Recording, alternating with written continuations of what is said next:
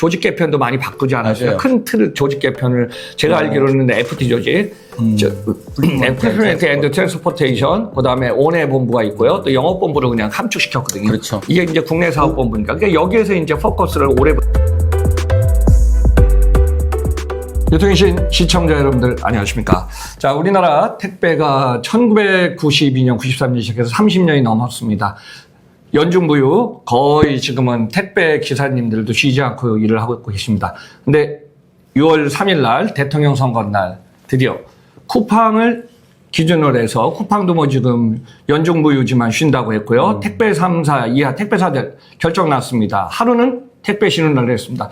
물론 이제 조건이 있습니다. 택배사들은 하루 종일 쉬지만 쿠팡은 7시부터 저녁 8시까지만 쉬네요. 그래서 지금 배송기사들의 노동 강도는 너무 힘들고 지금 상황에서 우리 고객 입장에서 너무 편리하지만은 시장 상황에 따라서 배송기사들도 어느 정도 시간을 제공해 줘야 되지 않나 이런 얘기가 좀 나온 것 같습니다. 교수님, 택배 날 모두 선거도 있지만은 기존에는 선거가 있든 뭐가 있든 간에 그냥 쿠팡은 연중무휴 아니었습니까? 네. 이번엔 큰 의미가 있는 것 같으네요.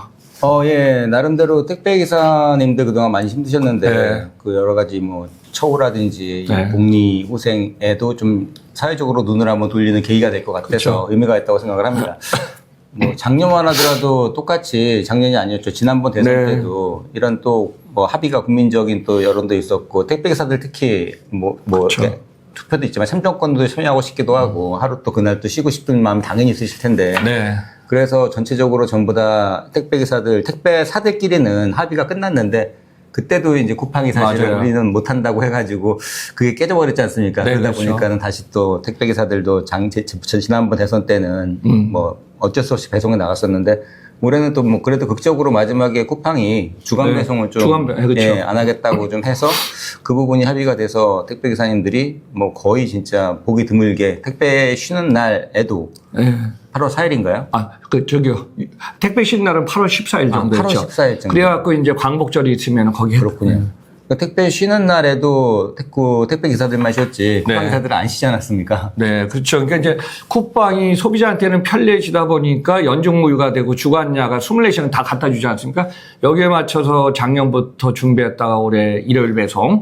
지금 CJ 대한통은 지금 한진 진행주 롯데는 조금 아직 결정 안 했고 이런 상황에서 그래도 하루라도 쉬는 것도 좀 큰 의미가 있는 것 같습니다. 네, 맞습니다. 뭐 물론 이제 기존 택배사들은 사실은 물량이 1분기도 그렇고 좀 계속 5월 달까지 오는 이 트렌드가 택배 물량 자체가 좀 줄어들고 있기 때문에 네. 사실 뭐 그 하루가 쉰다고 하더라도 뭐 요즘엔 주 7일 배송을 하기 때문에 전체적으로는 좀 다른 날로 물량이 이월되기 때문에 큰 네. 문제는 아니라고 봅니다. 네. 다만 이제 쿠팡 같은 경우에는 지금도 올해 1분기에도 뭐 전체 매출이 21% 올라갔고 국내 매출만 하더라도 뭐 15% 이상 올라갔었기 때문에 사실 쿠팡은 아마 하루를 쉬게 되면은 그 다음 택배 물량에는 또 엄청난 하중이 올 거라고 생각을 좀 해요. 부가가 좀 걸리죠. 그렇죠. 네. 택배기사들 같은 경우에는 뭐 어차피 뭐 월급을 받아서 사는 건 아니기 때문에 좀 고민스러운 일이 될 겁니다. 그래서 어쨌거나 근데 그게 택배기사들 입장에서도 그렇고 또 쿠팡 배송기사 입장에서도 그렇고 사실 네. 좀 쉬고 싶은 마음은 있는데 쿠팡은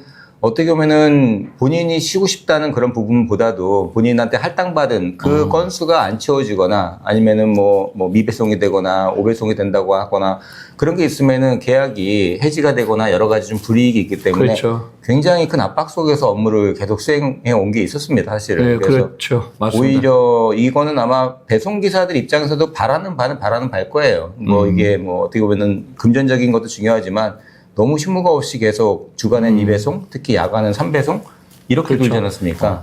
그러니까 쿠팡 입장에서 배송 입장에서는 주간 2, 3면 5번 도는 거네요. 그렇죠. 그렇죠. 물론 배송기사는 물론 입장이고. 다르겠지만, 다르겠지만 주간 배송기사가 있고 야간 배송기사가 그래서 계시겠지만. 지금 가장 이번에 이제 하루 쉬는 날은 공정하게 쉬지만은 지금까지의 근로 조건이라든가 로테이션이라든가 또 권역의 차이라든가 이런 문제라든가 이런 과제가 지금 계속 있지 않습니까?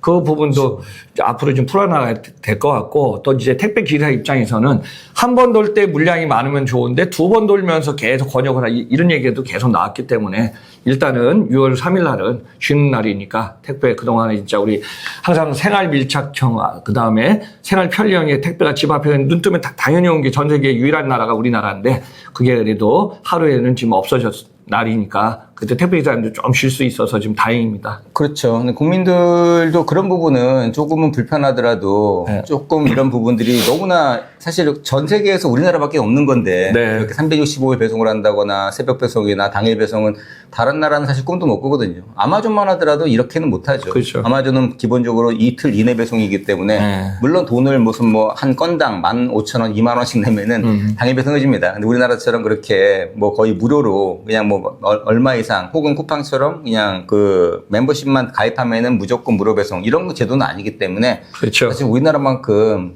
엄청나게 국민들이 택배에 대한 혜택을 보는 나라는 없다고 생각을 합니다. 예, 택배 맞아요. 비용도 몇 번 얘기했지만 미국에 네. 비한다면 뭐 거의 그렇죠. 한 3분의 1, 4분의 1 가격으로 택배 비용도 운영이 되고 있고 네. 그리고 이제 땅의 면적이 우리나라 기준으로 뭐 중국, 미국, 캐나다가 100배 아닙니까?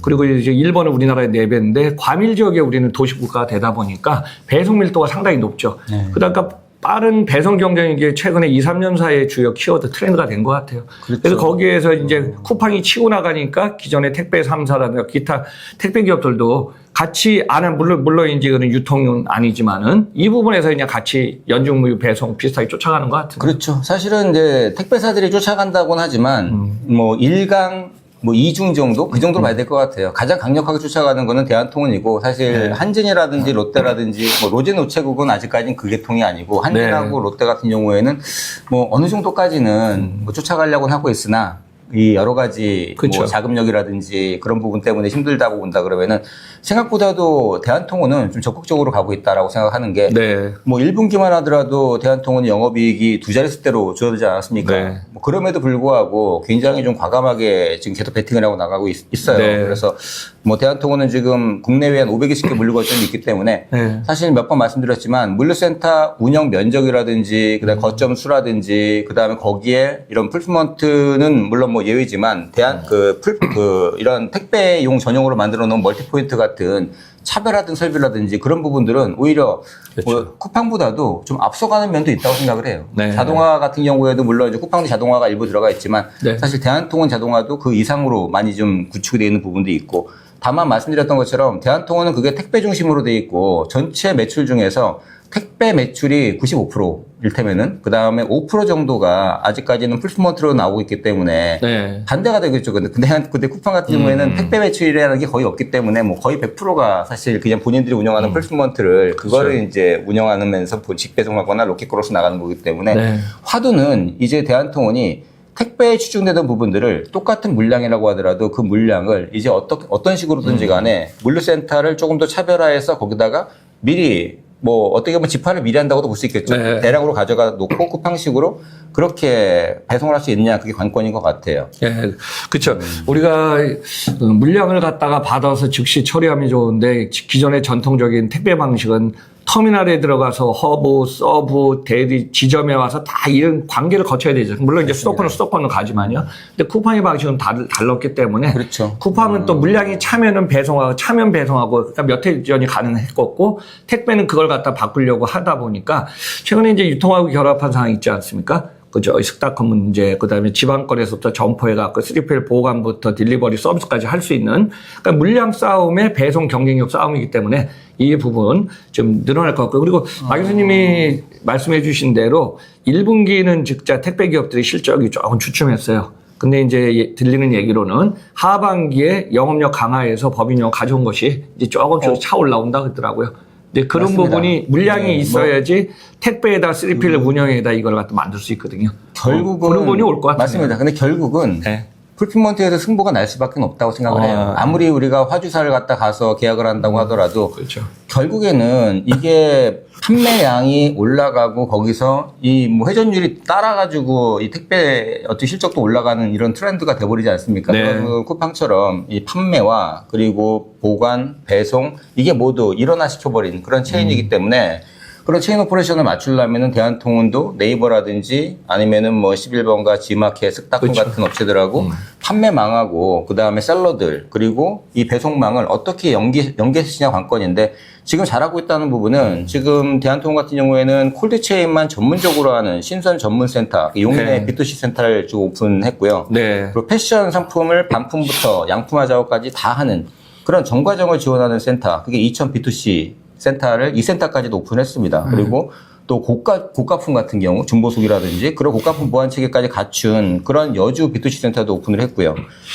또 그런 방식으로 패션 같은 경우에는 이 B2B2C라 그래서 셀러들도 한테도 혹은 B2B 기업한테도 혹은 고객한테도 갖다 주는 그런 센터인데 로지스파크라고 대한통운 물류센터는 아니지만 네. 다른 외주의 물류센터하고 연계를 해서 그런 패션 전문 물류센터 그리고 또 양지에 만들었고요. 생활 소비재 같은 경우에도 또 동탄 쪽에 로지스파크하고 연계를 했어요. 그래서 네. 현명하다고 생각을 해요. 무조건적인 물류센터를 자기 돈으로 확충하는 게 아니라 본인들이 갖고 있는 물류센터 자원은 자원대로 이용을 하고 그렇죠. 나머지 부분들은 이렇게 외부에 있는 그런 제3의 그런 풀프먼트 업체랑 연계를 해서 뭐 이런 배송 부분하고 물류센터 운영 부분을 네. 예, 서로 강점을 살리고 또 그 제일 강한 게 대한통운은 어차피 또 풀필이라는 그런 또 새로운 또 비즈니스가 출범을 하면서 이 시스템적으로는 굉장히 고도화되어 있는 부분이 있거든요. 그렇죠. 그래서 그런 제3의 업체들 같은 경우에는 물류 시스템, 연계 시스템이 조금 불안한 부분이 있는데 그런 부분들을 더 풀필해서 맞춰주고 그 상태에서 매끄럽게 이어나간다 그러면은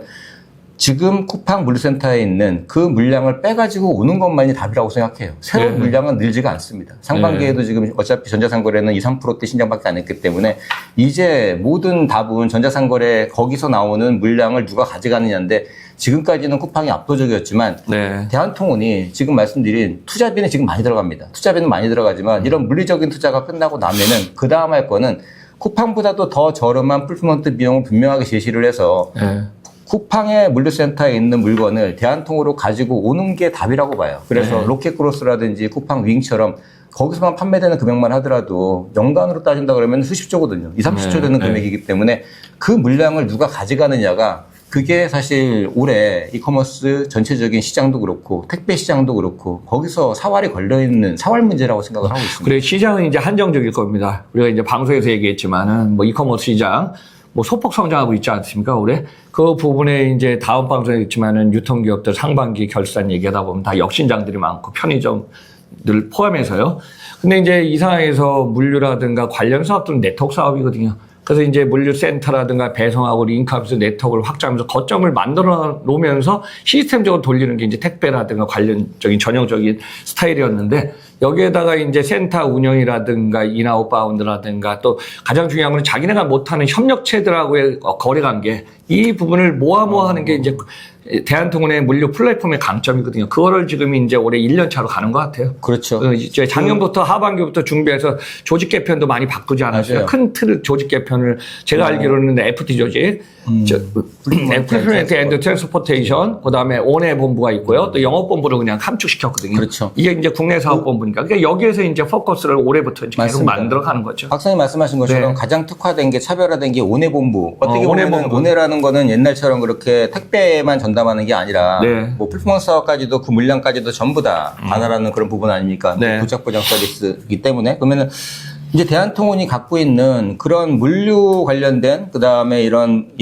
뭐 배송이라든지 그런 관련된 부분들은 사실 기존 이제 어느 정도까지는 완성은 내가 나간다고 생각을 하고 있어요. 사실 네. 아직까지는 물론 풀먼센터 물량이 늘어난다면 그렇죠. 계속 늘어나야겠지만 물량 자체가 그렇게 아직까지 폭발적은 않지만 네. 다만 더 중요한 게 있죠. 이제 그걸 갖다 만약에 물량을 확보해 나간다 그러면 앞에서 얘기드린 것처럼 첫 번째 포커스는 그 서비스를 쿠팡보다도 더 저렴한 비용으로 더 빠른 서비스를 해줘야 된다. 쉽진 않은 일이겠지만 네.